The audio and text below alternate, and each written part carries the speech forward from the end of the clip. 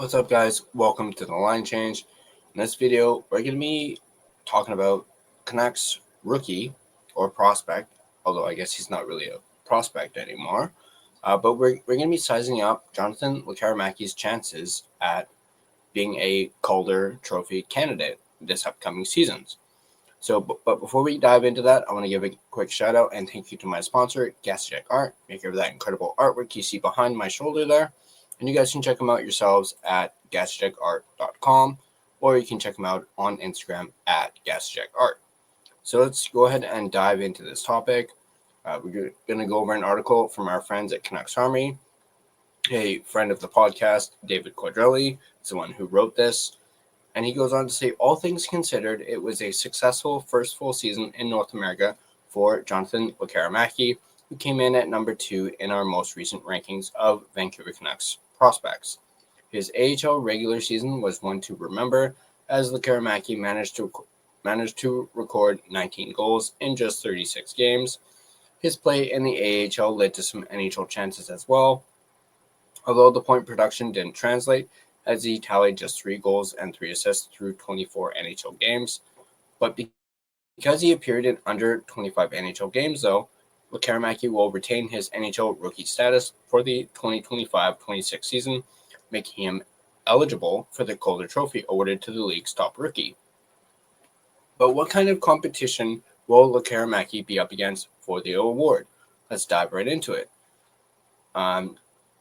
It's possible that Lekkerimaki begins his season in the AHL but comes up later in the season and still makes a compelling case for the Calder Trophy. But more realistically, his chances will be a lot better if he's able to crack the Canucks' opening night lineup. And even with the trade of Dakota Joshua, it's far from a foregone conclusion that Lekkerimaki will be able to do that, let alone earn the top 6 time that would aid him in putting up the point totals necessary to capture the award. Right now, the Canucks forward lines look something like this, and they still might add a center to the mix. Right now, you have Evander Kane, Elias Pettersson, and Brock Boeser as your first line, Jake DeBrusk, Filip Chytil, and Connor Garland as your second line, Nils Höglander, Aatu Räty, and Kiefer Sherwood as your third line. And then you have Drew O'Connor, Teddy Blueger, and Linus Karlsson as your fourth line. Now, could Lekkerimaki turn in a better camp than Linus Karlsson and earn a spot ahead of him? Maybe. Should the Canucks want Lekkerimaki playing on the fourth line? No, just like they didn't want him there last season. Can Lekkerimaki win the Calder playing on a fourth line also? No. But if the Canucks go out and get another center, say Jack Roslovic, for example, and move Chytil down to the third line center spot, could Lekkerimaki find himself in a top 9 that would theoretically split ice time relatively evenly? Yes, he could. Something like this, for example. You have Evander Kane, Elias Pettersson, and Brock Boeser, Jake DeBrusk, Jack Roslovic, Connor Garland, Nils Höglander, Filip Chytil, Jonathan Lekkerimaki, and then Drew O'Connor, Teddy Blueger, and either Kiefer Sherwood, Linus Karlsson, or Aatu Räty. That looks like a much better scenario for Lekkerimaki to find more success than he'd find playing with Räty or Blueger. But again, that's if Lekkerimaki knocks down the door and looks undeniably ready for that type of opportunity after an offseason of training. Don't forget that other forwards will be battling for ice time in the Canucks' bottom 6 as well. Max Sasson and Archie Bains are 2 big ones that come to mind, as well as Linus Karlsson, who turned in a big performance en route to the Abbotsford Canucks' Calder Cup championship win. Lekkerimaki will need to earn ice time above all of those guys and others if he's to have any sort of shot at being a serious candidate for the Calder Trophy in 2025-26. Best case scenario is that Lekkerimaki is a top 9 staple for the Canucks this season, and that he even spends some time in the top 6 lines. He's a regular on the power play, maybe even the first unit, and he manages to pot 20 to 25 goals while adding 20 or 30 assists. That feels like the best case scenario, and even then, will it be enough? Let's look at who Lekkerimaki will be up against this season. The odds-on favorite for the Calder Trophy is Montreal's Ivan Demidov, and rightfully so. After turning in a season that saw him capture the KHL's Rookie of the Year award, Demidov logged 2 regular season games and 5 playoff games with the Habs. He tallied 4 points in those 7 games, including 2 assists that came during the playoffs. With Lane Hudson having captured the Calder Trophy this past season, there's a very real possibility that Montreal finds themselves with back-to-back Calder Trophy winners. The last time an NHL team had back-to-back Calder Trophy winners was the Boston Bruins in 1966, 67, and 1967, 68. In 1967, Bobby Orr won the award, and in the following year, Derek Sanderson took home the hardware. Beyond Demidov, all sorts of names pop up, and most of them at far lower odds. Minnesota's Zeev Buium, probably butchered that, and San Jose's Michael Misa are close in odds to finish as a runner-up for the award, but the other names aren't far off either. To put what you're... Oh, and it shows a latest betting odds from Bet365. I will leave a link to this article in the description so you guys can check out this image, but I'll just read off of it. It says here, win only. Ivan Demidov is a plus 280. Jimmy Snuggerud is a plus 1600. Zane Parek is a plus 1800. Maxim Shabanov is a plus 2800. Berkeley Catton is a plus 4000. Sam Renzel is a plus 4000. Veal Koivunen is a plus 5000.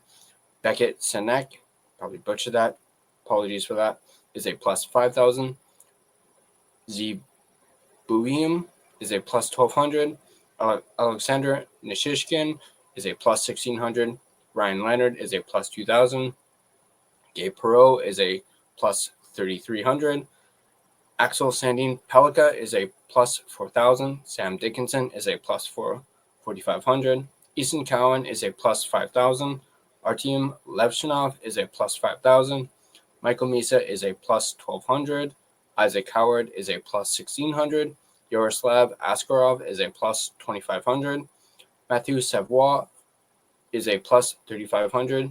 James Haggins is a plus 4,000. Then you have Jonathan Lekkerimaki at a plus 4,500. Then you have Jesper Wallstedt at a plus 5,000. And then Rutger McGrody at a plus 5,000. To put what you're seeing into perspective, Demidov is the heavy favorite. Then there are favorites to be finalists, and then there are a whole bunch of names after that who could be dark horse candidates to just be finalists. It's in that final category where Lekkerimaki finds himself, but hey, that's where Lane Hudson found himself at the start of last season, when most thought it would be a two-horse race between Macklin Celebrini and Matvei Michkov. Instead, Celebrini finished third, and Michkov finished fourth. So how good are Jonathan Lekkerimaki's Calder Trophy chances? On July 20, well, as of the recording of this video, July 31st, not so great. But as we've determined, it's a bit of a crapshoot after Demidov, and the path is certainly there for Lekkerimaki to be a key cog in the Canucks' offense in 2025-26, which could lead to increased Calder consideration. So there you have that video. Let me know in the comment section down below what you guys think, and yeah, let me know what you guys think Lekkerimaki's chances are. Obviously, as we mentioned, Demidov is a heavy favorite.